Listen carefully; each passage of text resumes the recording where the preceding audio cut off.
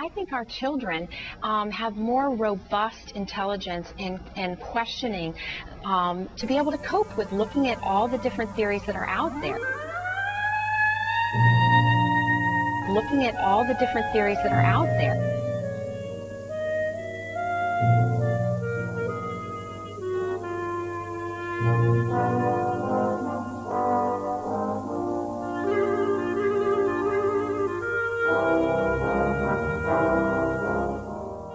I agree. I wish there was time for children to learn all the different theories. They were shaped by extraordinary people who decided to observe the stars, the rocks, life, heat, light, and matter with open minds. They made conclusions based on evidence, not their religious beliefs. Surely the knowledge they've handed down to us will never be kept from our children.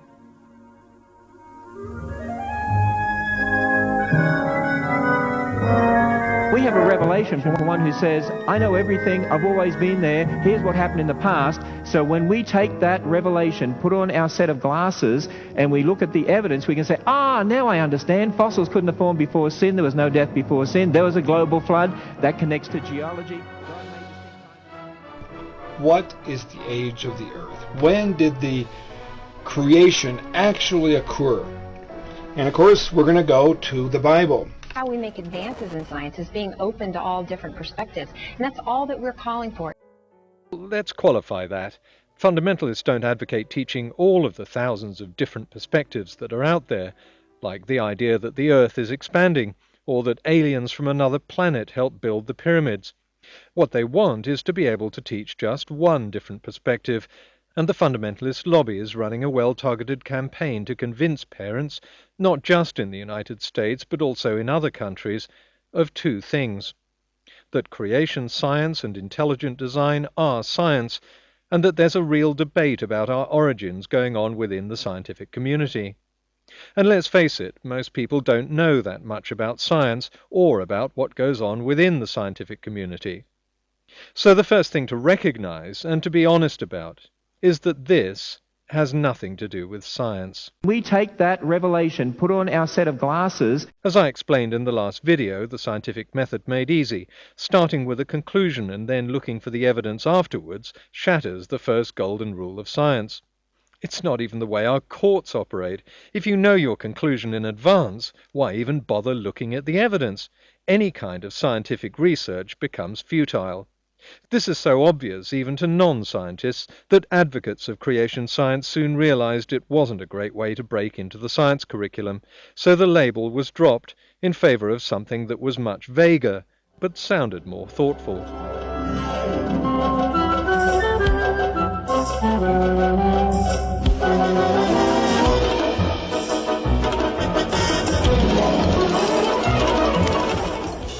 Intelligent design takes a simple two-step approach.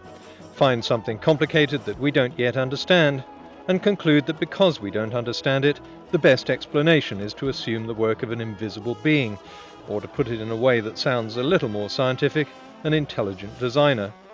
In fact, researchers who've applied the scientific method to these supposedly intractable problems have discovered their origins consistent with what we know and understand, even for things that seem to be very unintelligently designed. But even if they hadn't, this leap from problem to conclusion is not how science works. As we saw in the last video on the scientific method, real scientists investigate things we don't understand, however complicated, until they come up with a workable hypothesis. Based on that hypothesis, they then make a prediction that's rigorously tested. Only when a hypothesis has been successfully tested can a conclusion be reached. Advocates of intelligent design aren't prepared to make predictions, let alone test them, so it's not science. Maybe not even a hypothesis, because intelligent design doesn't explain the process by which organisms were designed and made. It would be just as useful to say it all happened by magic. So the two sides of this supposed debate are beginning to look decidedly unequal. The theory of intelligent design isn't a theory at all, it's an untested idea. And we never include untested ideas in the school science curriculum, not only because they haven't been reviewed or verified or derived by the scientific method, but because there are so many untested ideas out there that fill the entire science curriculum.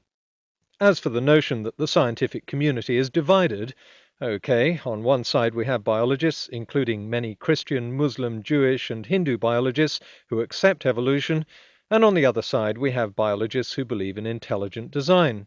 So the scientific community isn't divided over this question at all. There's an overwhelming consensus. The people who are calling for their ideas to be injected into the science curriculum are outside the scientific community and are happy to display a breathtaking ignorance of the subject they're tackling.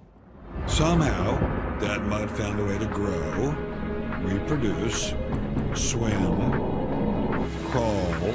Somehow this happened?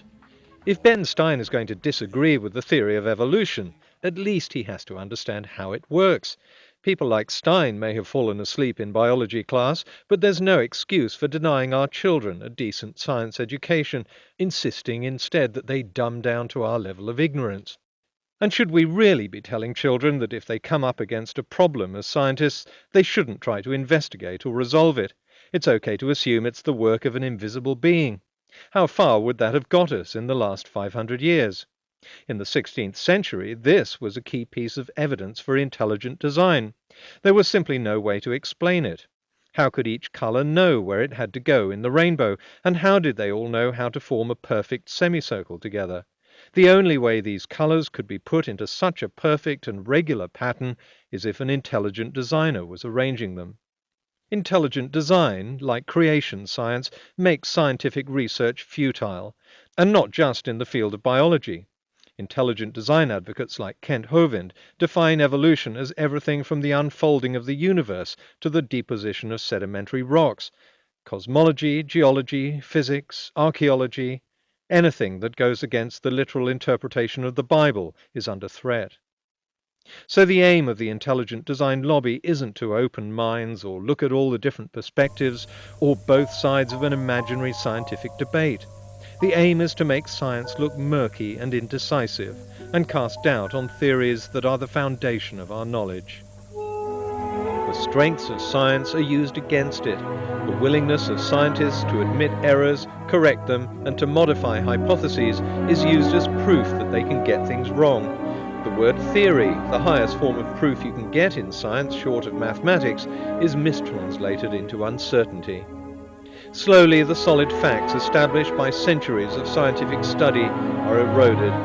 If untested hypotheses are taught alongside verified theories, we're reducing the idea of science to just a barrowload of ideas and asking children to sort out for themselves which are facts based on evidence and which are conjecture. The result is confusion, vagueness, and disinterest. We're not opening young minds, we're emptying them.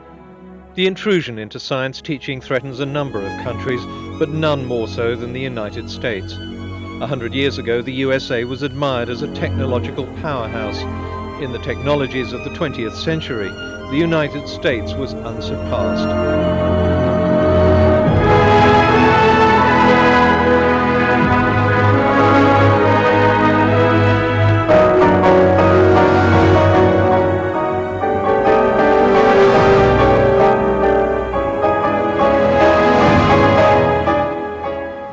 The reality of the 21st century is that new technologies have emerged and other countries are catching up.